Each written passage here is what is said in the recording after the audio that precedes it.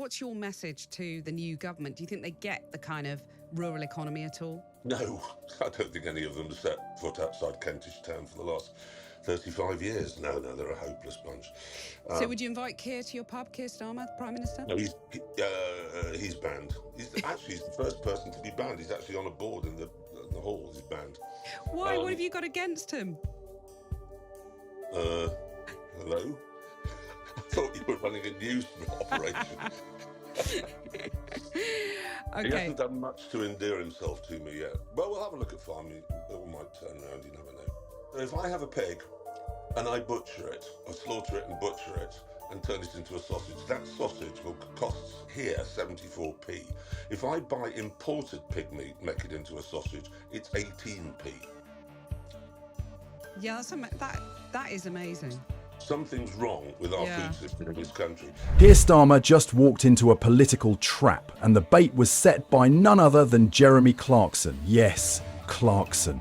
The man known for turning car reviews into national controversies just turned a quiet policy debate into a full-blown political bonfire. And Starmer?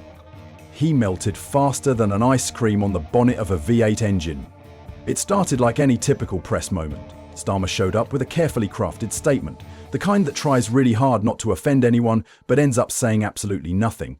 But before he could settle into his usual rhythm of supporting everyone while committing to nothing, Clarkson dropped in with the energy of a farmhand who's just been told he can't use his own tractor. Well, Jeremy Clarkson has said, I'm surrounded by farmers and plasterers and brickies and butchers, and all I hear all day long is that there is too much immigration. He said, but if they say this out loud or if they go on a march, they are told by the London elite that they are far-right extremists or racist thugs. For the most part, he says, they're not. They're just people who know that they have to shut up when the last post is played and that a cheese rolling down a hill is funny. And he said, the fact is that 4 million people voted for reform. And he said, and more than that voted for Brexit. And Keir Starmer is upsetting them. He doesn't use that phrase. He says he's annoying them by labelling them as modern-day Hitlers. And he says, I therefore suggest that both he and his friends at the BBC calm down the rhetoric or we could be heading for some serious trouble. And he's absolutely right. In just a few sentences, Clarkson cut through Starmer's polished talking points with the kind of blunt honesty Westminster hasn't seen in years. He wasn't reading from a teleprompter, he didn't dance around with buzzwords or party-approved jargon, he just called out the elephant in the room. And then... interview in the Telegraph, he said, for example, he said, London's really suffering, I think. You see streets and think, God, this was thriving not that long ago. Now it's all boarded up. Or charity shops. As you walk around for the first time in all of London, you're conscious about not being on your phone. Be careful. It's a big change. It's socialism. The sewage doesn't work. Mobile phone coverage has got worse. And the potholes. He goes on to say, I know I'm sounding like an old person now, but it is shocking. I don't know what they do with the money. Well, I would say, particularly now we've got the... Clearly rattled, tried to reel off funding figures and tax exemptions like he was reciting a bedtime story. But the crowd wasn't sleepy, they were furious. The issue wasn't just about inheritance tax or sustainability pledges, it was about trust, about listening.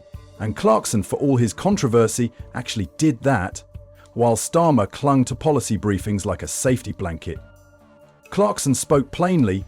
Farmers, he said, are being painted as villains for voicing concerns. People who dare to speak out are immediately branded extremists. It's not just insulting, it's dangerous. In that moment, Clarkson did what Labour's PR machine couldn't. He connected, not as a politician, but as someone unafraid to challenge the status quo.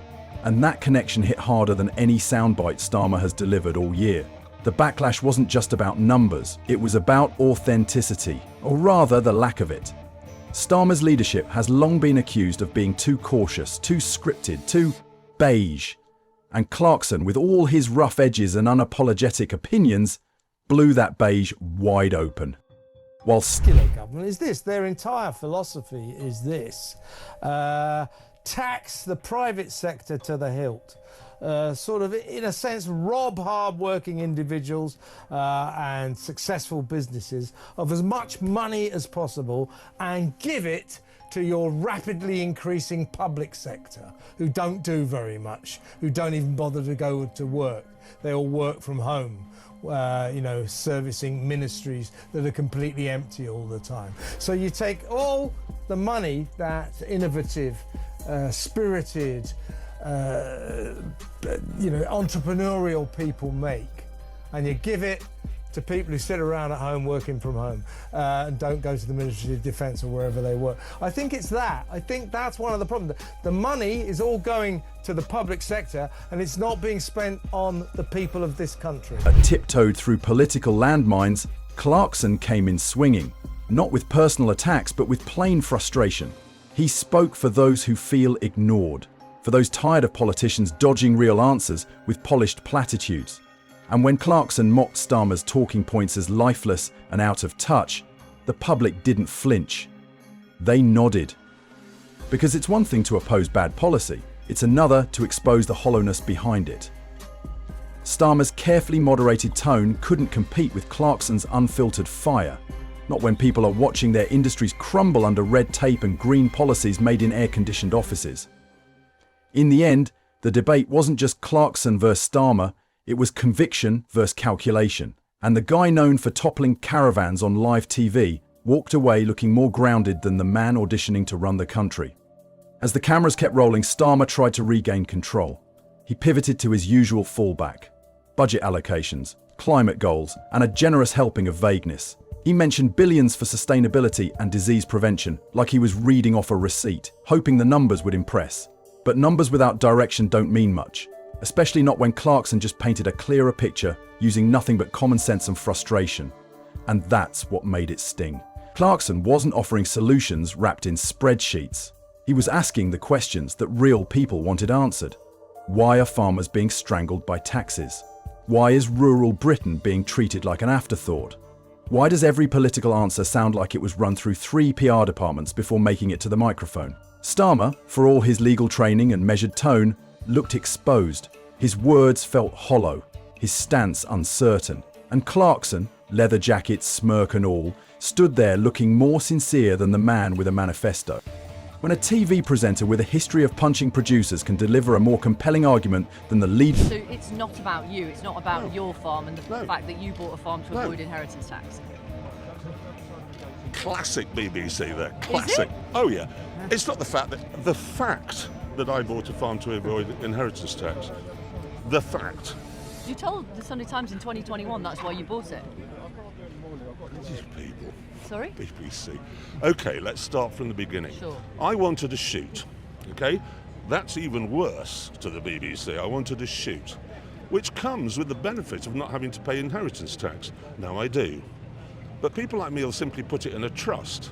And so long as I live for 7 years, that's fine. And as my daughter said, you will live for 7 years. You might be in a deep freeze at the end of it, but you will live for 7 years. But it's incredibly time-consuming to have to do that. And why should all these people have to do that? Why should they? What is your message to this government? Please back down, please. Leader of the opposition, it's not satire, it's a symptom. It wasn't just the clash of personalities, it was the contrast in conviction. Starmer spoke like a man afraid of making the wrong impression. Clarkson spoke like someone who simply couldn't care less about impressing anyone. And that's exactly why people listened. Clarkson didn't dodge. He addressed immigration, inheritance tax, even government overreach. And instead of sanitizing his language, he leaned into it. He said what millions whisper in pubs, at farm gates, or during sleepless nights staring at empty bank accounts, that this government, and the opposition chasing its shadow, has forgotten the backbone of Britain. Its workers, its farmers, its ordinary people. And for Starmer, this wasn't just a bad day at the office, it was a defiant... We had Kevin Hollinrake on the show earlier who was urging that Jeremy Clarkson should stand for Parliament, that he'd welcome him into Parliament. How would you feel about Jeremy Clarkson on the green benches, Emily Thornberry? Whatever. I mean, whatever. If people want to vote for him, fine. You know, whatever. Defining moment. A live, public reminder that safe answers won't cut through anymore, that public trust can't be managed into existence, it has to be earned. By the time Clarkson wrapped up his thoughts, it wasn't just Starmer who looked rattled. It was the whole image Labour's spent years crafting. Because no amount of policy polish can cover up a leader who can't lead the room, let alone the country. What made the whole exchange even more brutal was that Clarkson didn't need to shout. He didn't throw tantrums or storm off set. He just held up a mirror and let Starmer flinch at the reflection. This wasn't the kind of political takedown that trends on Twitter for a few hours and fades. This hit deeper, because underneath the jabs and jokes was a serious question. Who is Keir Starmer, really? Not the party-approved bio, not the rehearsed lines, but the man. What does he stand for when the script runs out? When Clarkson stripped the stage bare, all that was left was a politician scrambling for neutral ground, while the country demanded bold action. And Clarkson? He didn't offer himself as the solution. He didn't claim to have all the answers. But he made it painfully clear that pretending everything's fine while entire communities shout for help isn't leadership. It's avoidance. The irony? The loudest voice of reason in that moment wasn't in Parliament. It was a man once suspended for punching someone over a cold steak. And somehow he made more sense than half the cabinet combined. The timing couldn't have been worse for Starmer. With the Conservative Party unravelling, this should have been his moment to shine. Instead, he stumbled. Again, not because of a scandal, not because of a rival party surge, but because a TV presenter asked harder questions than most journalists. Clarkson didn't just criticise, he crystallised what so many feel, that Starmer is trying to win by default. No bold promises, no daring reforms, just a slow shuffle to the finish line, hoping the public prefers mild over messy. And the farmers, protesting across the country, they weren't watching with apathy, they were cheering. Not for Clarkson as a hero, but for finally seeing someone say what needed to be said without hiding behind a podium or a focus group. Their anger isn't about ideology, it's about survival, about taxes, and rules written by people who've never set foot on a farm. So when Clarkson mocked Starmer's dithering, it wasn't just funny, it was cathartic. It wasn't personal. It was political theatre, yes, but with a plot that felt real. A reminder that in the absence of true leadership, even the loudest troublemakers can start sounding like prophets. The emotional breaking point came when a farmer broke down on camera, not for politics, but survival. Her voice shook. Her future felt stolen. Starmer's response? Numbers. Clarkson's? Truth. Yuck, Starmer sounded like a spreadsheet. Clarkson spoke like someone who actually listens.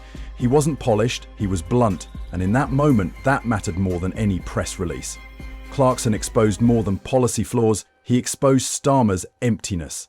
No fire, no fight, just rehearsed lines and nervous glances. While Clarkson came off as raw and real, Starmer looked like a man who didn't belong in the conversation, let alone lead it. Online, the fallout was instant. Clips went viral. Memes mocked Starmer as lifeless and robotic. Even Boris Johnson chimed in, agreeing with Clarkson's take on inheritance tax. The truth is, Clarkson didn't win a debate. He revealed Starmer never showed up to it. And in a time when voters crave boldness, Starmer delivered beige. Clarkson walked away with the public's attention. Starmer walked away exposed. And that may be the biggest warning of all. So while Starmer drafts his next press release, hoping to recapture control, Clarkson has already moved on. Unbothered, uncensored, and weirdly, more politically relevant than ever. And that might be the most damning part of all. Clearly rattled, tried to reel off funding figures and tax exemptions like he was reciting a bedtime story. But the crowd wasn't sleepy, they were furious. The issue wasn't just about inheritance tax or sustainability pledges. It was about trust, about listening. And Clarkson, for all his controversy, actually did that, while Starmer clung to policy briefings like a safety blanket. Clarkson spoke plainly. Farmers, he said, are being painted as villains for voicing concerns. People who dare to speak out are immediately branded extremists. It's not just insulting, it's dangerous. In that moment, Clarkson did what Labour's PR machine couldn't. He connected, not as a politician, but as someone unafraid to challenge the status quo. And that connection hit harder than any soundbite Starmer has delivered all year. The backlash wasn't just about numbers, it was about authenticity, or rather the lack of it. Starmer's leadership has long been accused of being too cautious, too scripted, too beige. And Clarkson, with all his rough edges and unapologetic opinions, blew that beige wide open. Whilst, if you enjoyed this breakdown, don't forget to like and subscribe to the channel for more updates like this. Share your thoughts in the comments below.